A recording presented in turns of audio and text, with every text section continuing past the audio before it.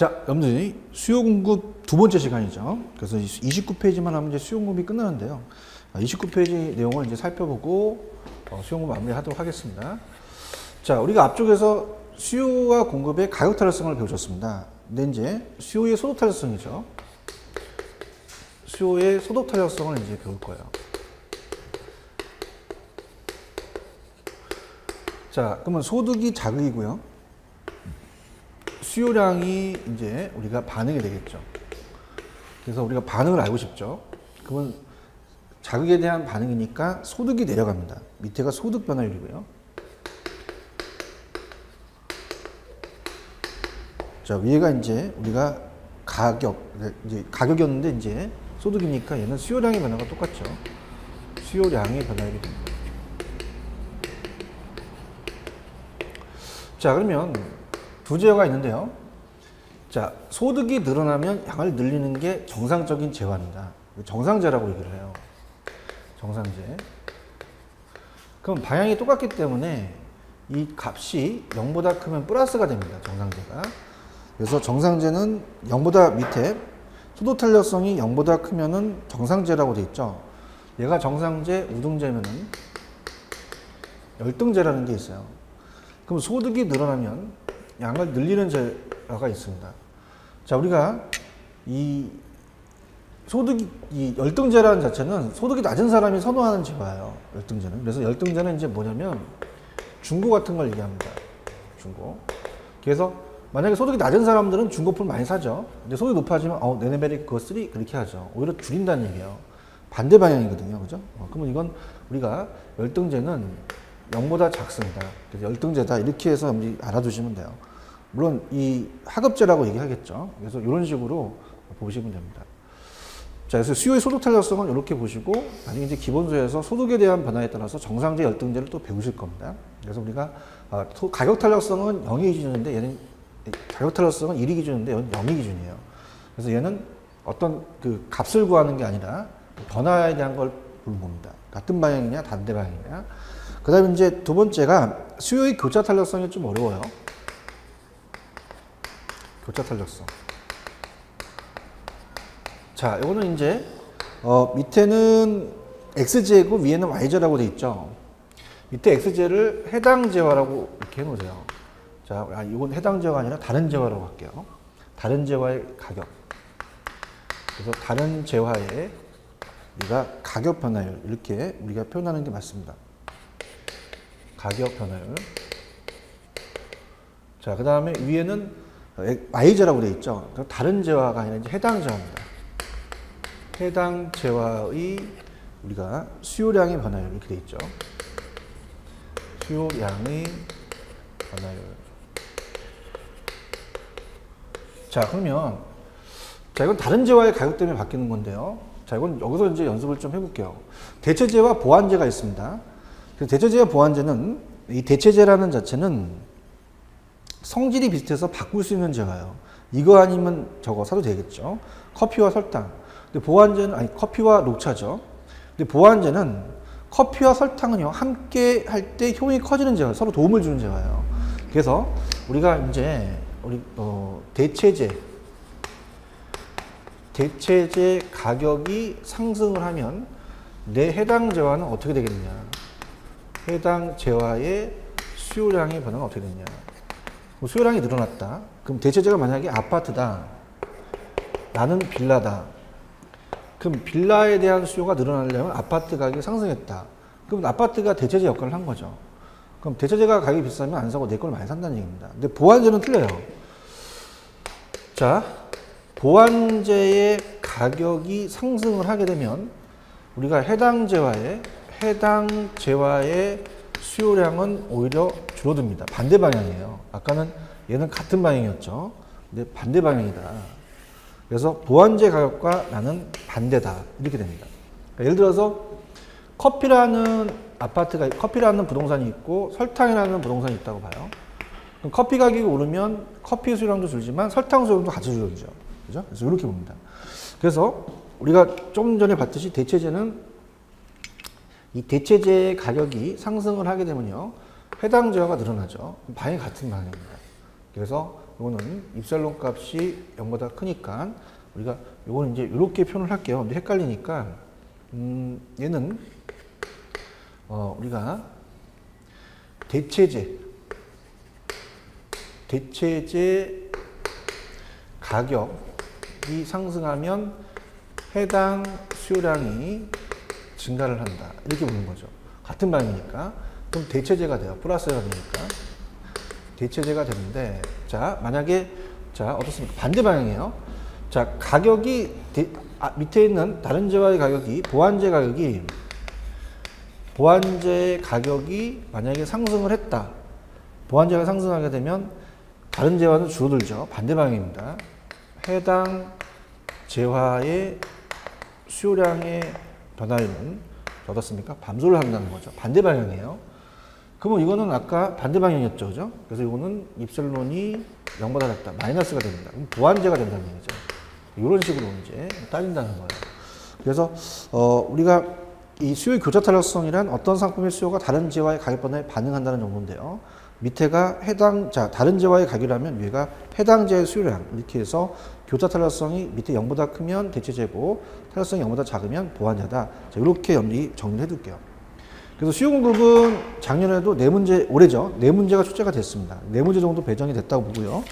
자, 넘기시면 이제 경기 변동 쪽으로 갈게요. 자, 경기 변동은 그렇게 문제 비중이 높지는 않습니다. 경기 변동은. 그래서 우리가 경기 변동에 대해서 우리가 일반 경기 변동과 부동산 경기 변동이 나눠져 있죠. 그래서 경기 변동에서는 자, 우리가 시험 문제가 부동산 경기 변동.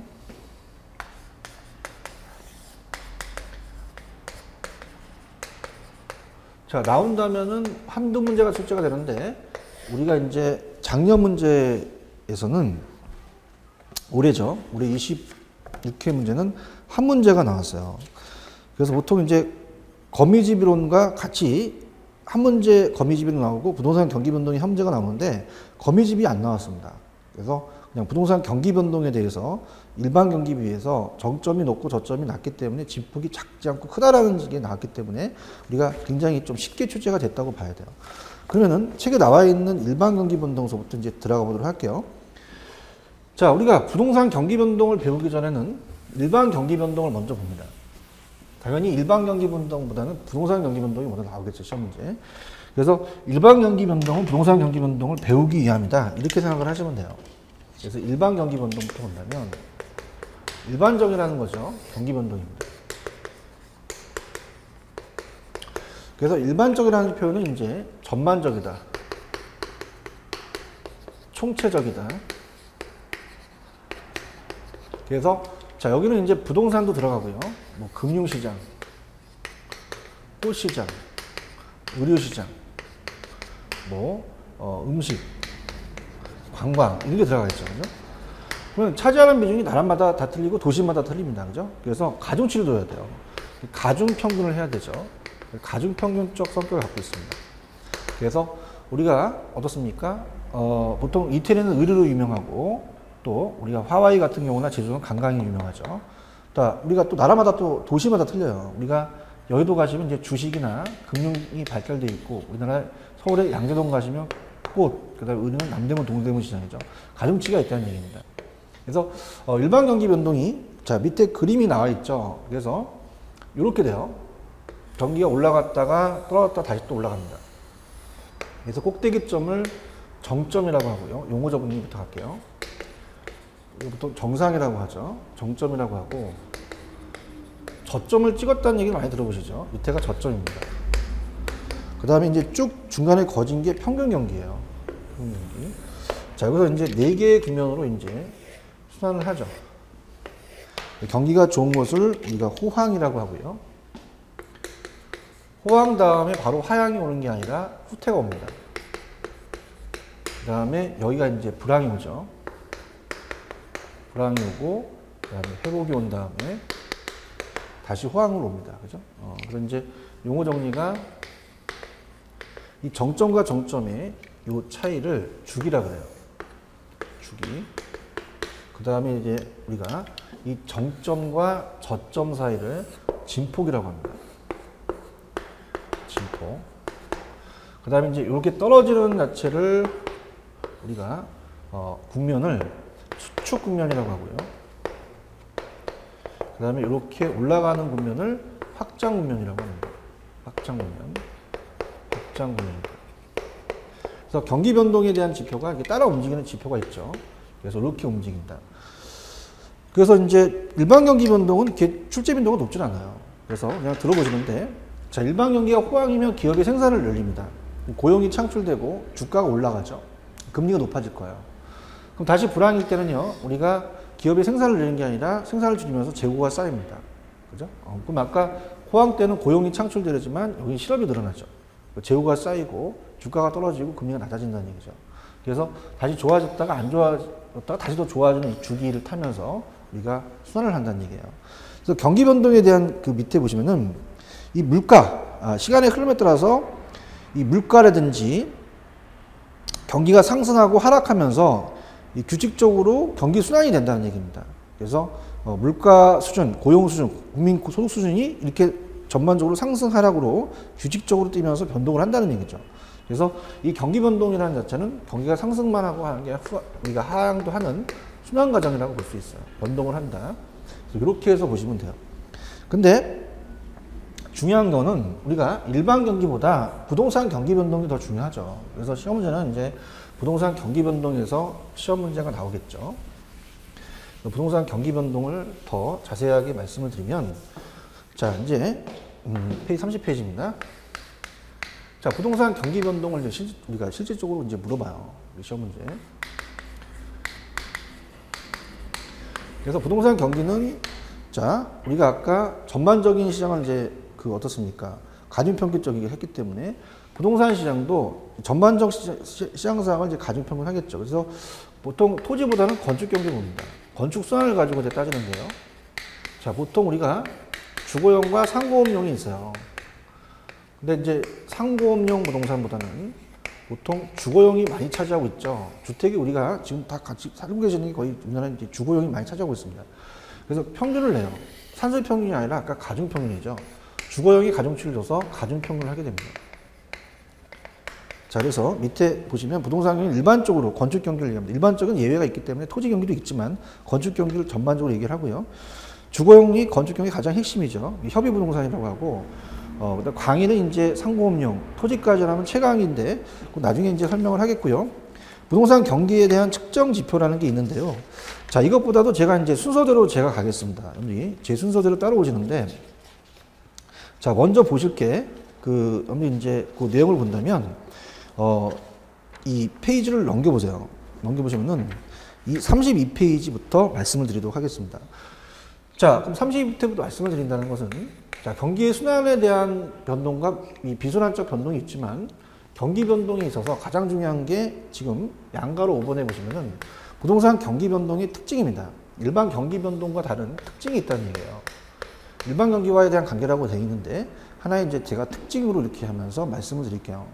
자, 그러면 우리가 일반 경기와 좀 다른 특징이 있다는 얘기죠. 자, 그러면 자, 일반 경기가 이렇게 움직입니다.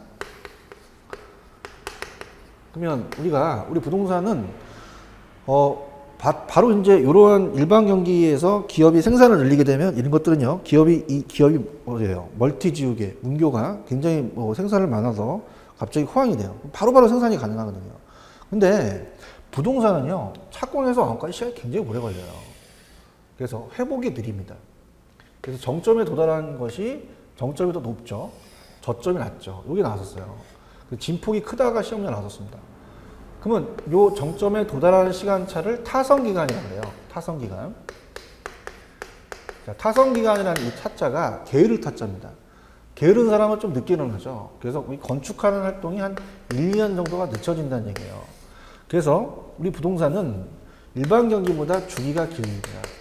길고 진폭이 크죠. 진폭이 크다는 얘기는 정점이 높고 저점이 우리가 굉장히 낮다는 얘기예요. 저점이 이제 깊다라는 건 골짜기 깊다는 얘기죠. 타성 기간이 길어서 그렇습니다. 자, 그 다음에 우리 부동산은 순환 국면이 명확하지 않아요.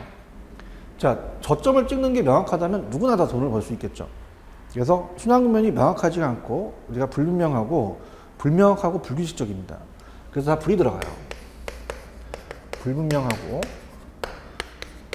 불명확하고 다 불규칙적이다 이렇게 됩니다. 그럼 앞에다 불이 들어가겠죠. 그래서 앞에다 불이 다 들어가야 돼요. 그래서 쓰리불이다 이렇게 잡아야 됩니다. 쓰리불이다. 자, 그 다음에 어떻습니까? 그래서 그런 식으로 이제 염두에 보시면 되고, 그 다음에 이제 착공에서 완공까지 시간이 오래 걸립니다. 그래서 우리가 회복이 좀 느려요. 회복이 서서 일어나고 후퇴는 빠르게 일어나는 게, 자, 부동산 경기가 너무 과열되면 종합 정책을 쓰면 확 냉각되기가 쉽거든요. 그래서 회복이 좀 느리고 서서히, 그 다음에 후퇴는 빠르게 일어납니다. 후퇴는 빠르게. 그래서 여러분들이 이제 회복이 느리다는 것은, 자, 이렇게 봅니다. 우리가 등산을 하게 되면 꼭대기점을 정상이라고 하잖아요. 그러면 저점에서 정점까지 올라가는 거는 좀 느려요. 내려가는 건 좀 빠르죠. 이렇게 한번 생각해 보세요. 그러면은 회복은 느리고 후퇴는 빠르게라는 것을 좀 우리가 빨리 접근할 수 있습니다. 그럼 이거는 우측으로 경사가 졌거든요. 우경사가 되고 대칭이 아니라 비대칭이 됩니다. 이런 식으로 이제 먼저 알아야 우리가 이제 이 경기 변동에 대해서 좀 부동산 경기를 접근을 할 수 있어요. 자, 그래서 이제 내용을 본다면, 자, 일단 32페이지부터 제가 보여드린다 그랬죠. 자, 일반 경기와 부동산 경기 변동의 관계입니다. 1번, 부동산 경기 주기는 일반 경기 주기보다 길다 그랬죠. 주기가 길다는 것은, 자, 우리가 예를 들어서 화를 안 내는 사람은 화를 안 내는 기간은 좀 깁니다. 근데 한 번 화를 내게 되면 끝도 없죠. 진폭이 크다는 거죠. 주기가 길고 이 진폭이 크다. 주기가 길다는 건 이 스케일이 크다는 얘기죠.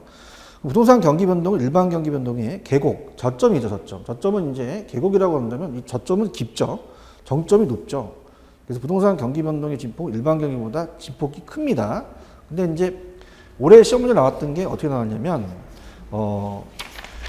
일반 경기 변동에 비해 정점과 저점 간의 진폭이 작다고 나왔어요. 크다가 맞죠, 그죠? 그래서 그렇게 나왔다라는 걸 꼭 염두에 두시고, 아, 이렇게 시험에 나오는구나라는 걸 아시면 됩니다. 부동산 경기는 일반 경기에 비해 순환 국면이 불규칙적이죠. 규칙적이지 못합니다. 이것도 나왔었어요. 불이 들어가야 돼요. 그 다음에 어떻습니까? 불명확하고 일반 경기에 비해 회복은 느리고 후퇴는 빠르다. 우경사 비대칭이다. 이렇게 머릿속에 두십시오. 그래야 이제 여러분들 전 페이지를 가시면은 이 31페이지에 가시면 부동산 경기의 순환 국면이라는 게 있습니다. 그러니까 여기를 이제 여러분들이 이제 보셔야 돼요. 그럼 일반 경기에 순환을 하듯이 부동산 경기도 순환 국면이 있다는 얘기죠. 그래서 이제 보통은 여기서 시험 문제가 많이 나옵니다. 그래서 31페이지가 원래 시험 문제 거의 주어지는데, 자, 올해는 뭐 제 생각의 입장에서는 뭐 앞쪽에서 첫 시간에 얘기했지만 제가 강남에서 학원의 해커스 학원에서 얘기했는데, 그쪽에서 이제 수강생들이 한 90% 이상을 적중했다고 얘기를 해요. 그만큼 뭐 저도 적중을 많이 했지만 뭐 이 보는 관점이 다 틀립니다. 저 입장에서는 좀 개론이 쉬었다고 봐야 돼요. 이번 시험 문제가. 작년보다는. 그래서 이 부동산 경기의 순환 국면이라는 게 상당히 중요합니다. 그래서 올해는 여기서 출제가 돼요. 내년이죠. 27회 때는. 그래서 부동산 경기의 순환 국면을 잡으세요. 물론 순환 국면에 대해서 각 국면별로 물어보는 것이 이제 디테일하게 물어보지만 입문 과정에서 그냥 간단하게만 설명을 해놨습니다. 부동산도 우리가 일반 경기처럼 순환을 해요. 물론 순환적과 비순환적이라는 계절적으로 올 수도 있습니다. 근데 순환적으로 우리가 먼저 그림을 그리면서 접근을 해보면요, 부동산 경기도 순환을 해요. 이렇게. 자, 그럼 어떻습니까? 우리가 이런 식으로 이제 저점을 찍고 정점에다 다시 저점을 찍겠죠. 그럼 꼭대기점을 우리가 정점이라고 하고 바닥점을 저점이라고 해서 똑같습니다. 정점과 저점. 그죠?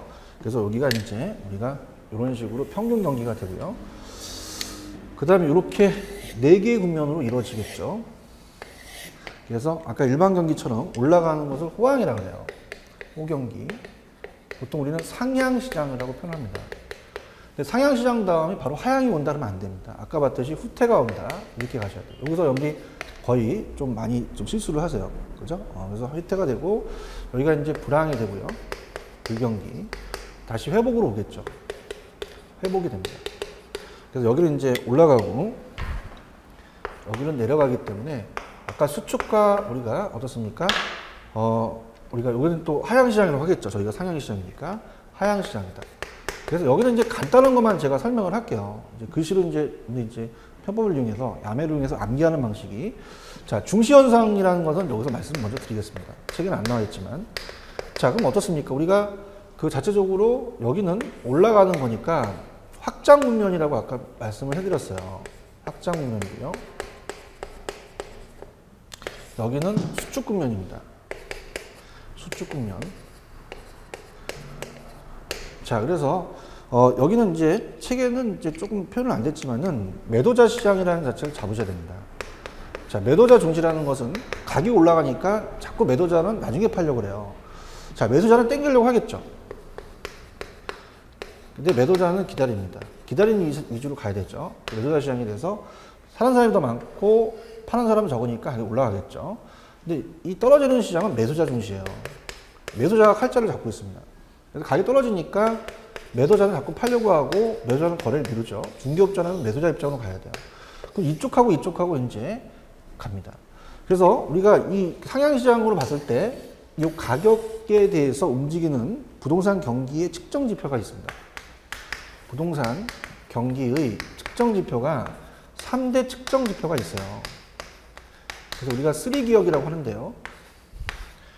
자, 그래서 건축의 양, 또 거래량, 가격 변동이라는 게 있습니다.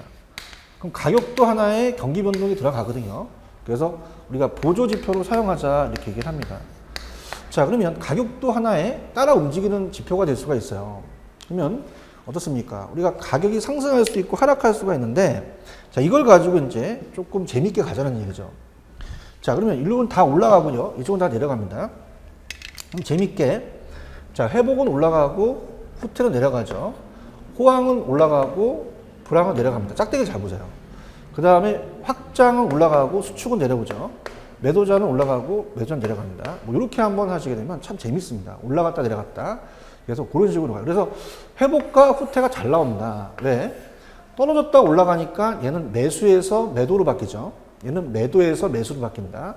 자, 이렇게 하고, 자, 우리가 이렇게 암기하셔야 됩니다. 여기서 잡으셔야 돼요. 상우하회라고 잡으세요. 상우하회. 자, 상우하회라는 것은 상향, 후퇴, 하향, 회복 이렇게 해서 도달한다는 것을 꼭 염두에 꼭 보시기 바랍니다. 자, 그래서 일단은 밑에 31페이지 가시면 양가로 3번에 부동산 경기 변동의 유형이 있죠. 그래서 내기 시장으로 분류가 되고 순환 국면 이외에 비순환적으로 비주기적으로 변동하는 게 있어요. 계절적으로 올 수도 있죠. 이런 것들은 나중에 기본서가 나오면 말씀을 드리고요. 자, 여기서는 순환적 변동만 얘기를 합니다. 자, 밑에 상향시장 갑니다. 상향시장 올라가요. 올라가니까 자, 호경기입니다. 호황기니까 호자도 올라갔죠. 올라갔고 그 다음에 상향시장은 부동산 거래가 대단히 활발하면서 그러면서 부동산 가격도 지속적으로 상승하는 시장으로 부동산 경기가 후퇴할 가능성을 내포합니다. 자, 그러니까 후퇴할 가능성이 내포하다는 게 중요한 게 상하회라고 외우시라고 했어요. 상향 다음에 하향이 오는 게 아니라 후퇴가 옵니다. 그래서 여러분들 이제 의뢰인이 오셔서 제가요 돈이 있는데 돈을 언제 투자하는 게 좋아요?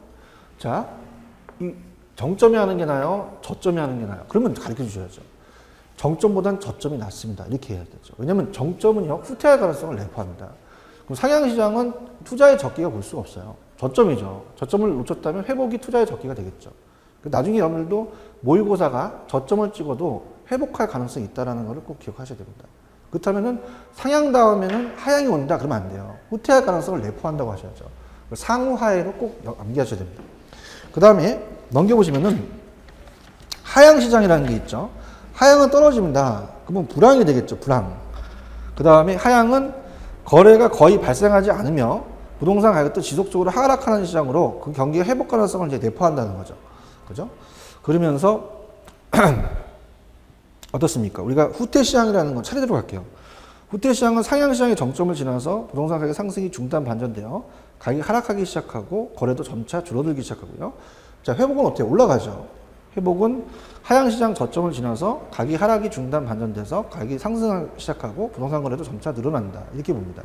그럼 이제 전 페이지 가셔서 부동산 경기의 측정 지표를 아까 볼게요. 제가 3기역이라고 말씀을 드렸어요. 건축량, 거래량, 가격 변동이라고. 그래서 우리가 이제 그 건축량, 거래량, 가격 변동을 봤을 때, 어떻습니까? 이 메뉴에 가시면은 부동산 경기가 지역 용도 등에 따라서 보유시장별로 상이합니다. 자, 우리가 이 경기 변동이라는 자체는, 우리가 순환 국면이 명확하지 않아요. 그죠? 그 다음에 어떻습니까? 이 지역마다 틀리기 때문에 회복되는 게 틀리겠죠. 상향시장도 다 틀립니다. 그래서 지역 용도마다 다르다고 봐야 돼요. 그래서 부분 시장별로 경기 변동은 다 상이하다. 지역마다 도시마다 다 상이하다는 걸 꼭 기억하셔야 됩니다. 그럼 지역 용도를 상이한 지표가 사용되면서 더불어 부동산 경기 측정하는 경우 여러 지표를 함께 고려하는 종합적인 측정이 가장 바람직하다는 건 뭐냐면, 자, 이 3기역이 있다는 3대 지표가 있어요. 그러면은 얘네들이 다 올라가야지만 좋다는 얘기죠. 자, 하나만 보는 단순 지표는 안 된다는 겁니다. 단순 지표로 사용하는 게 아니라 종합적인 측정이 좋다. 그죠? 그래서 종합적인 측정을 해야지만 우리가 확실하게 측정을 할 수가 있다는 얘기죠. 그러면 자, 우리가 이 건축의 양은 공급을 나타내는 겁니다. 공급량이 늘어나고 거래량은 수요가 늘어나고 가격도 올라줘야 된다는 거예요. 그래서 종합적인 게 좋다. 자, 거래량이라는 것은 거래량 경기를 측정할 수 있는 적절한 지표로서 거래량이 늘어날수록 수요 지표가 되고요. 자, 택지의 분양 실적도 하나의 경기 변동의 4대 지표로 들어갑니다. 그럼 택지가 많다고 해서 건축하기 위해서는 땅이 필요하잖아요. 건축이 가능한 땅이 택지입니다. 그러면 택지가 많다고 해서 지금 건축이 많은 것이 아니라 앞으로 많을 예정이죠. 그래서 얘도 하나의 이 택지의 분양이 활발하면 전반적으로 부동산 경기가 좋아진다고 볼 수가 있으나 택지의 분양이 즉시 건축 활동이 이어지는 건 아니기 때문에 부동산 경기 선행 현상의 하나로 이해하는 것이 바람직합니다. 그러니까 우리가 선행 지표라는 자체는 경기를 예측한다는 얘기죠. 그 다음에 가격 변동이 있다. 가격 변동은 이제 보조 지표로 사용한다는 거예요. 그러니까 어떻습니까? 우리가 실질적으로 경기 변동을 측정하는 것은 이 하나씩 따져보는 어떻습니까? 그 자체적으로 실적으로 이 거래량과 수요량이 많이 사용하죠. 건축량과 거래량이 늘어날수록 실물 변수로서 사용할 수가 있다는 얘기예요. 그죠? 그래서 실물 변수로서 사용을 하는데 어떻습니까? 이 가격이라는 자체는 이 실물 변수보다는 보조 지표를 사용한다는 거죠. 왜냐하면 보조 지표가 몇몇 변수라는 얘기는 뭐냐면, 자, 실질적으로 실물 변수, 그러니까 실물로 인해서 수요공급이 많이 늘어난다는 자체가 좋은데, 자, 가격이 명목이라는 것은 결과 분포입니다. 결과. 가격이 나중에 올라갔다고 해서 다 좋은 건 아니란 얘기예요. 그래서 거기에 이제 보시게 되면요. 자, 부동산 가격 변동의 경기 측정은 보조라는 거 동그라미 치고 명목 변수다. 왜냐하면 가격이 변동만을 토대로 경기 측정하는 것은 바람직하지 않다는 얘기는 들어보세요. 자, 우리가 만약에 경기가 안 좋은데 인플레가 발생했어요. 그걸 우리가 스태그플레이션이라고 합니다. 그죠? 그래서 스태그네이션은 불황이고 인플레이션은 물가 상승이거든요. 그러면 건축자재 값이 올라가고 불황인데 건축 원가가 올라가서 가격이 올라갔다고 경기가 좋은 것만은 아니고요. 두 번째는 투기입니다. 자, 투기가 발생한 부동산 가격이 일시적으로 상승해요. 계속적이 아니죠. 실수요자가 아니라 가수요자입니다. 정상 가격이 아니라 거품 가격이기 때문에 지나가면 가격이 일시에 떨어질 수도 있어요. 그럼 가격이 올라갔다고 해서 꼭 결과로만 볼 수는 없다는 얘기죠.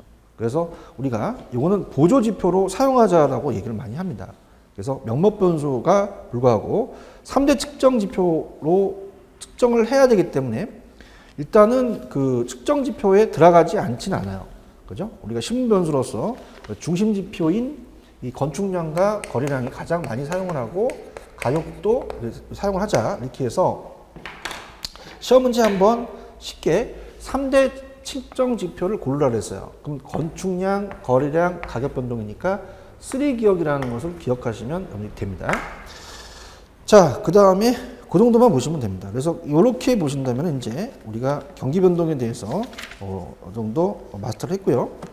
보통 이 경기 변동의 자체는 한 문제가 경기 변동에서 나오고 그 다음에 이제 두 문제까지 간다면 거미집이론이 나와요.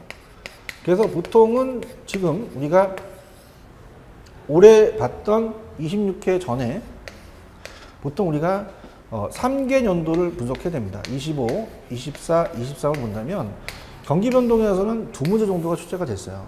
작년에 좀 난이도를 좀 낮췄기 때문에 거미집이 아니라 경기 변동이 나왔죠. 그래서 경기 변동이 어떻게 나왔었냐면 우리가 어떻습니까? 부동산 경기 변동은 일반 경기보다 진폭이 크다. 그죠? 그래서 정점이 높고 저점이 낮기 때문에 진폭이 작지 않고 크다라고 나왔죠. 그렇다면은 올해 여러분한테 강력하게 추천하는데 올해는 분명히 경기 변동의 순환 국면이 나옵니다.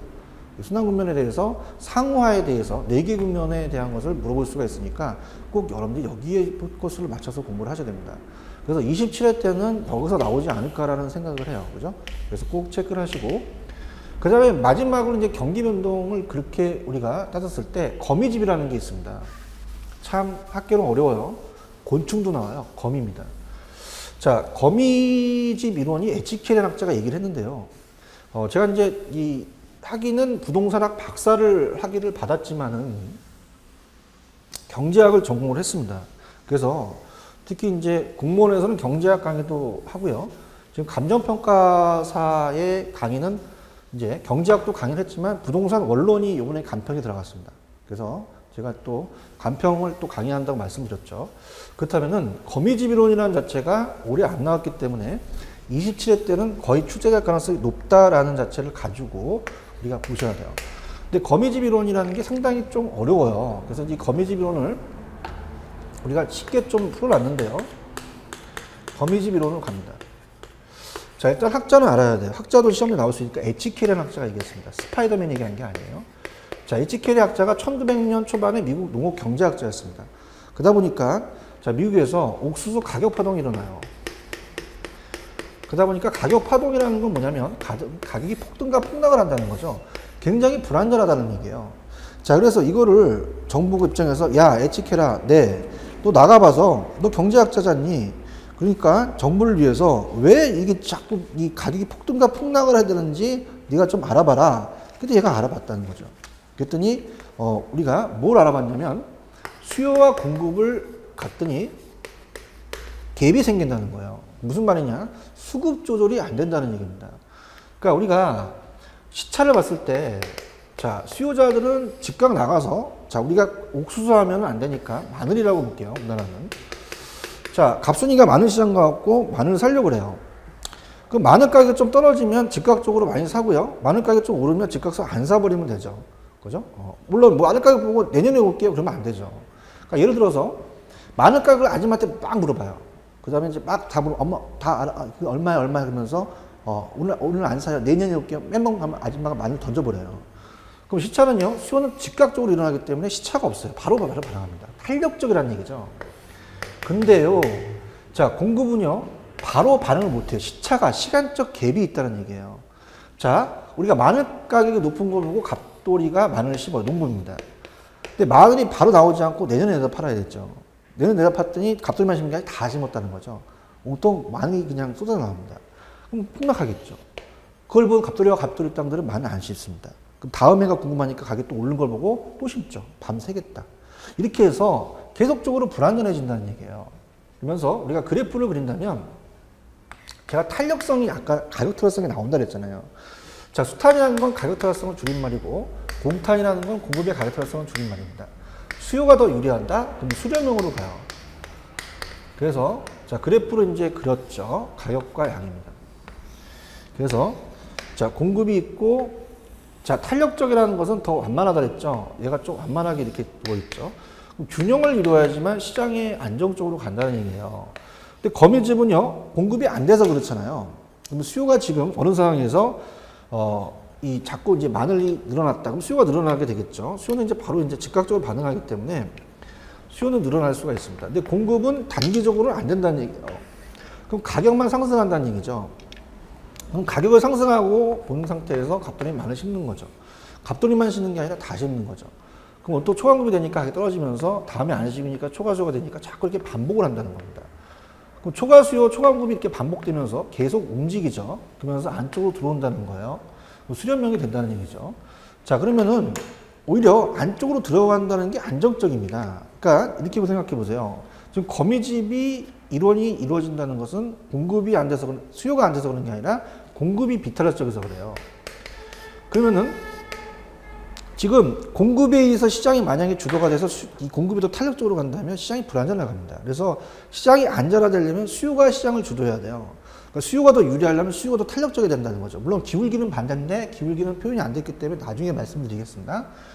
그럼 이렇게 반복을 하니까 정지된 상태가 아니라 움직인다는 겁니다. 그래서 정태적인 분석이 아니라 동태적인 분석이다. 이렇게 가야 돼요. 동태적이 아니라 그래서 동태적 계속 움직인다는 거죠. 그죠? 근데 이제 보통 시험 문제 우리가 주관식이 아니기 때문에 이 정태적이 아니라 동태적이다 이렇게 맞추십니다.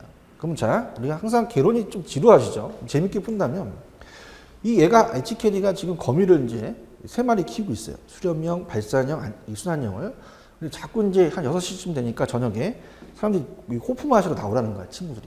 그래서 야, 나 지금 거미 키우는데 어떻게 나가? 근데 이 거미를 냉동실에다 얼려놓는 거죠. 그래서 동태시켜서 나오라는 거죠. 그죠? 이렇게 한번 암기하시면 돼요.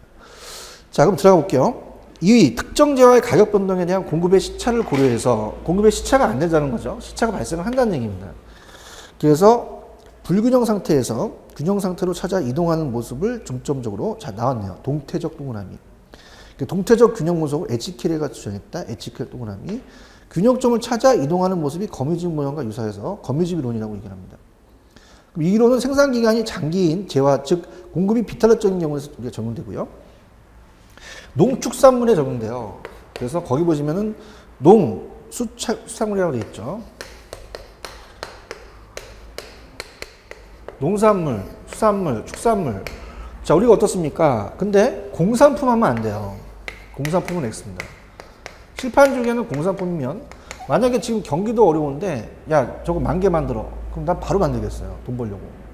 근데 얘네들은요, 시간적 갭이 있다는 얘기예요. 그래서 돼지도 앵야! 하고 바로 나오진 않죠. 돼지가 이제 우리가 또 새끼가 나오려면 시간이 오래 걸린다는 얘기예요. 그래서 이런 것들이 이제 적용된다. 그 다음에 이제 거미집은, 자, 이렇게 보세요. 폐쇄경제와 개방경제라는 게 있습니다. 그럼 HKD가 살던 때는 폐쇄경제로서 수출입이 안 됐어요. 그러니까 당연히 거미집이 먹힐 수밖에 없죠. 근데 지금 이게 경제학에서 거미집이 한물 간 거는 지금은 FTA 개방경제입니다. 그럼 마늘이 없으면 수입하면 되죠.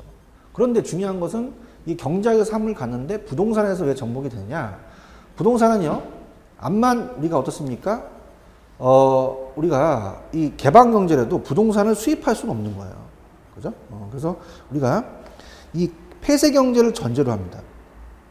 전통적인 농축산물에 적용이 되었으나 오늘날에는 농축산물도 국가 간 교역의 대상이 됨에 따라서 거미집 이론이 적용이 어렵죠. 그래서 부동산 학개론에 이 거미집이 들어간 겁니다. 부동산에는 접목이 된다는 거죠. 그래서 부동산도 부동성으로 인해서 이동이 불가능하기 때문에 오늘날 유용한 이론으로서 이제 된다는 얘기죠. 그러면은 그래프가 아직 안 나왔지만은 수렴형, 기본수에 나옵니다. 그래프는. 수렴형, 발상형, 진동형이라는 게 있어요. 그러면 수요의 탄력성이 공급보다 클 때는 수렴형이고, 만약에 수요의 탄력성보다 공급의 탄력성이 크면은 더 발산형이 됩니다. 자, 생각해 보세요. 자, 시장 상황에서 이제 마늘 가격이 만약에 1,000원이다. 그럼 1,000원이면 안쪽으로 들어가야 안정적인데 자꾸 밖으로 나가려고 그래. 그죠? 탈선하면 밖으로 집 나가죠. 안 좋아. 자꾸 집에 들어와야 돼. 그죠? 수렴형이 안정적이죠. 근데 자꾸 밖으로 이제 맴돌아. 밖으로 자꾸 나가려고 하는 것이 발산형이에요. 불안정하죠. 그 다음에 세 번째가 수탄과 공급의 탄력성이 같습니다.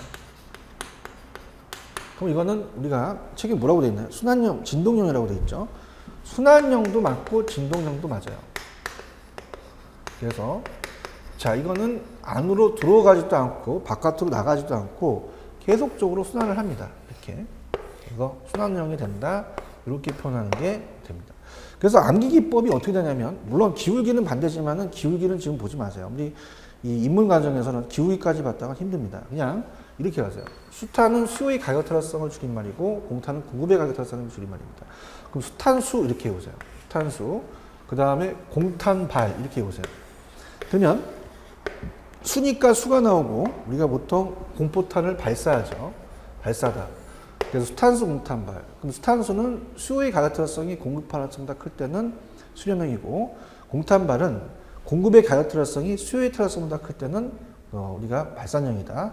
같을 때는 왜 암기할 필요가 없죠. 그래서 이 경기 변동에 대해서 우리가 다시 한번 말씀을 드리면, 자, 우리가 2016년 27회죠. 근데 저와 봤을 때는 경기 변동의 순환 국면이 나올 것 같아요. 순환 쪽으로 이제 상우하에 상향, 후퇴, 자, 하향, 회복 이 네 가지의 순환 국면으로 중점적으로 공부를 하세요.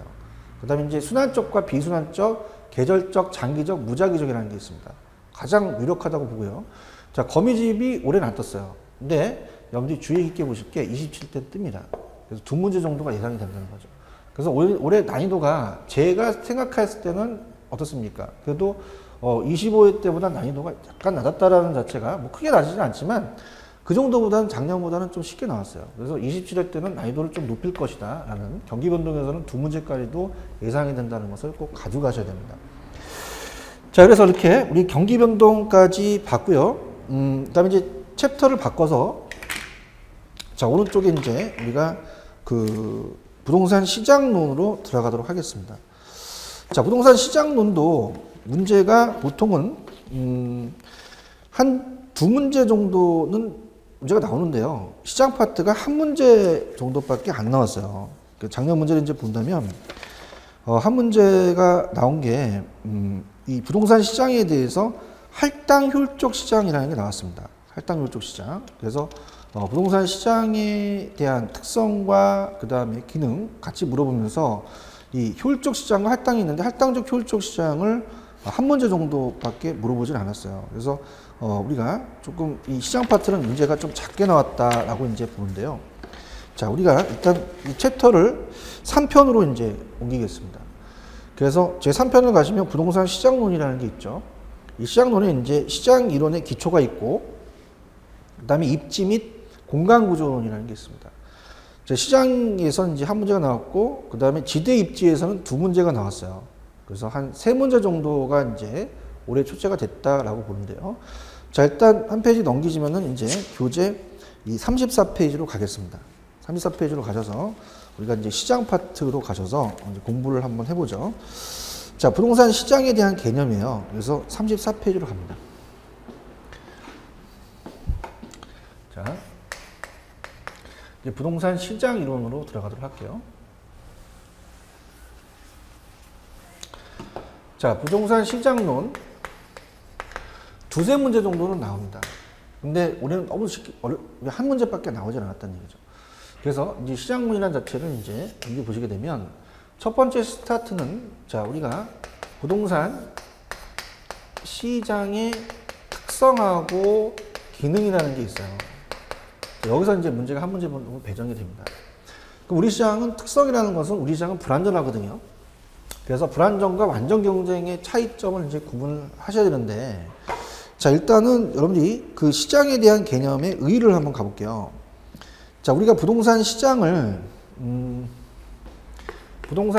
학자마다 견해가 약간씩 틀립니다.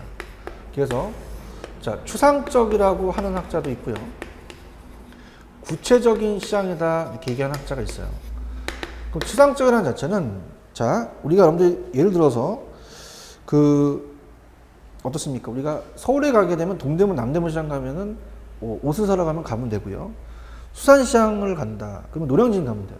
근데 부동산을 사러 간다? 어디로 가야 된다? 강남을 가야 됩니까? 안 정해져 있잖아요. 그래서 우리가 물건을 어디에다가 진열을 놓고 팔 수가 없다는 거죠. 그래서 그냥 계속적으로, 규칙적으로 수요 공급이 발생이 돼서 우리가 어떻습니까?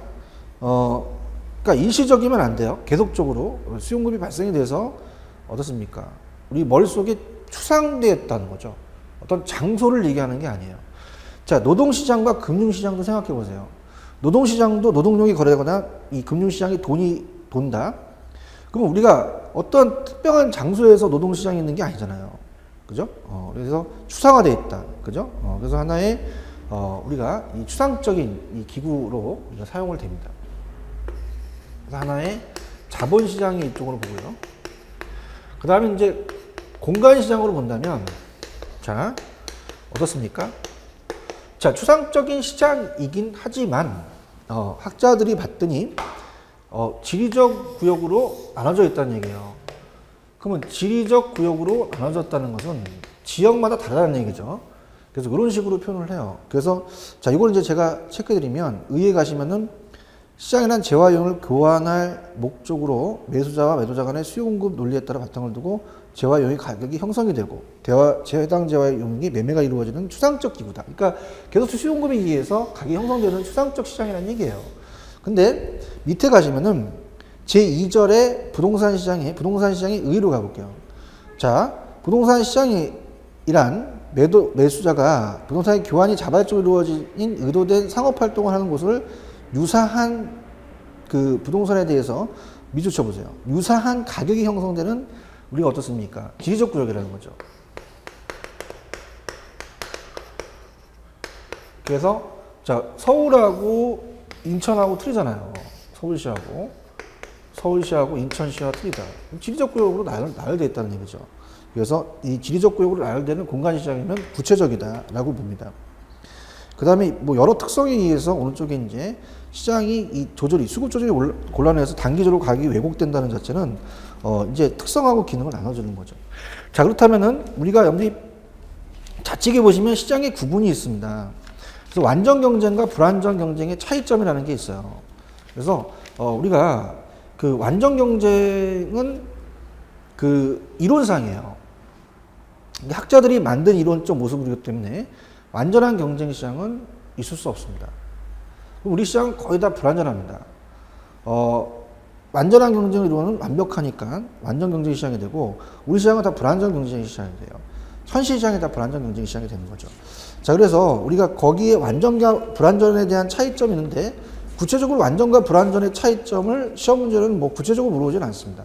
그죠? 근데 이제 부동산 시장의 특성이라는 자체를 우리가 기능과 연결을 시켜서 부동산 시장이 일반재와 다른 특성, 앞쪽에서 배웠듯이 부동산의 특성 때문에 토지의 부동성과 아니면 개별성이라는 특성 때문에 부중성 특성 때문에 부동산의 오른쪽에 이 시장의 특성이라는 게 일반재와 틀리다는 얘기예요. 그죠? 그래서 완전 경쟁과 불완전 경쟁의 차이점은 자, 이거는 이제 어떻습니까? 자, 연결시키는 부분이 있어요. 그래서 이제 그거는 제가 좀 끊어서 가겠습니다. 왜냐면은 이 부동산 시장의 특성이라는 것은 우리 시장이 불완전하기 때문이에요. 그래서 우리 부동산 시장은 불완전 경쟁 시장이기 때문에 그렇습니다. 그렇다면 불완전 경쟁 시장이라는 자체가 현실에서 우리 부동산이 불완전이라면 완전 경쟁과 비교를 해서 완전 경쟁과 다르다는 자체가 우리 부동산이 특성이 있다는 얘기죠. 그 완전 경쟁과 불완전의 차이점에서 불완전이라는 특성 때문에 부동산 시장의 특성이 만들어지는 겁니다. 그래서 이 부동산 시장의 특성이라는 자체는 여러분이 갖고 계시는 볼펜은 움직이지만은 우리 부동산은 움직이지 않아요. 그 볼펜과 다른 특성이 있다는 얘기죠. 그 특성이고, 자, 기능이라는 것은 여러분들 볼펜을 시장에서 샀죠. 현금과 교환을 했습니다. 자, 부동산도 교환할 수가 있어요. 자, 특성이라는 자체는 일반재와 다른 특성이 있지만 우리도 이 일반재화처럼 시장에서 다뤄지는 기능이라는 게 있습니다. 그래서 지금 우리가 다음 시간에 이제 뭘 할 거냐면 특성과 기능을 구분을 할 거예요. 그래서 여기서 시험 문제가 이제 한 문제 정도가 배정이 되는데요. 불완전이라는 자체와 완전 경쟁의 차이점을 비교해야 됩니다. 그래서 제가 좀 쉬었다가 완전 경쟁과 불완전의 차이점을 말씀드릴 겁니다.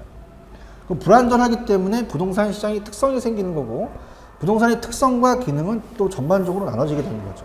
그래서 그거는 제가 좀 쉬었다가 들어가도록 할게요. 좀 쉬었다가 하죠.